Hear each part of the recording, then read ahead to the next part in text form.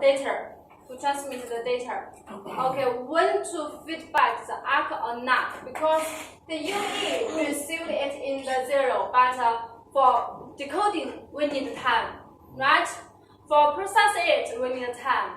But when we need feedback the HARQ or not, it will need time. So we give it enough time for different UE. Maybe they have a different process ability. So we guarantee all of the UE can process it. We define the time is 4. That means if I add the frequency, I add the subframe K0 to transmit the data, then the HARQ or not is feedback in the K0 and K to feedback. So it will delay 4 subframes. So if I transmit in 0, so which subframe I need feedback? 0 and 4, right? I need at 4 to feedback. Okay, here for example, this is the data 1, first data I transmit. So the uplink will give it a feedback at the subframe 4. So this is the which one? This is for the HARQ or not, right? For example,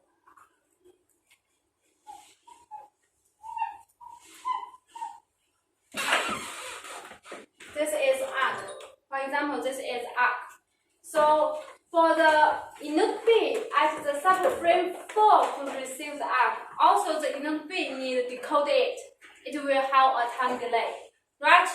So we also give it a fixed time like this, when it will transmit the next data. So at 4 is 8. 4 is 8. So at 8 I transmit the data 2. So if we use like this, we transmit like this, 0 to transmit the first data, and 1, 2, 3, 4, 5, 6, 7. It's waste, right? I cannot transmit the data. I need wait for the feedback and transmit the next data. So in order to enhance the resource efficiency, okay, also when I'm waiting for the first data feedback, I also can transmit the other new data in this subframe. So how to? So every subframe the data transmitted will have a fixed time delay. So in order to mark it, we name, when we start a data, we will start a HARQ process, right? We give it a HARQ process number. So this is the HARQ process 1, HARQ process 2. So at the same time, we totally have 8 HARQ process, right? So if we use the synchronous, so next time I transmit which one?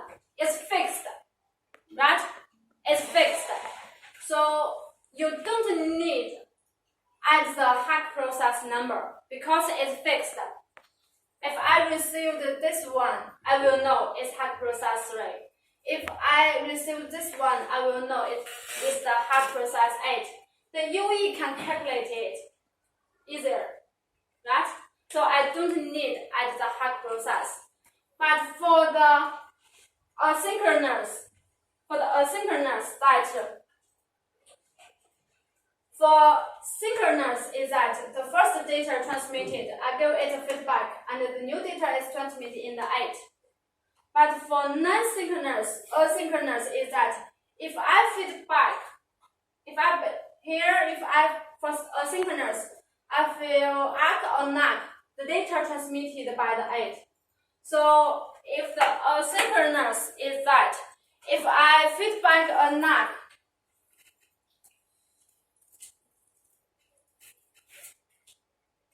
if I feedback or not now, I can use all the subframes greater than 8. So I can use 8 to retransmit, or also can use none next period. So if I use the asynchronous, you could not calculate at this subframe is HARQ process 1 or 2, right? Because you not follow the time delay, you not follow the fixed time delay. So this condition is the asynchronous. So at this condition, you need to take the HARQ number, the HARQ process number, to indicate the UE, okay, which process you transmit. So this is this. So if we don't consider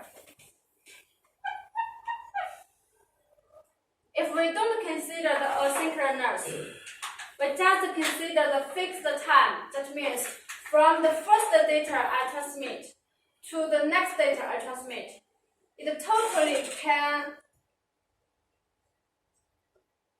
transmit 8 HARQ process, right? So I can transmit 8 HARQ process. So this 8 HARQ process, we name it the HARQ RTT, the runtime timer. That means, okay, this is a run. From the first to the next, this is a run. So this timer is 8 milliseconds. So for FDD is fixed. That means how many HARQ process the inode B can process at the same time. So for the uplink, it's also same, right? The inode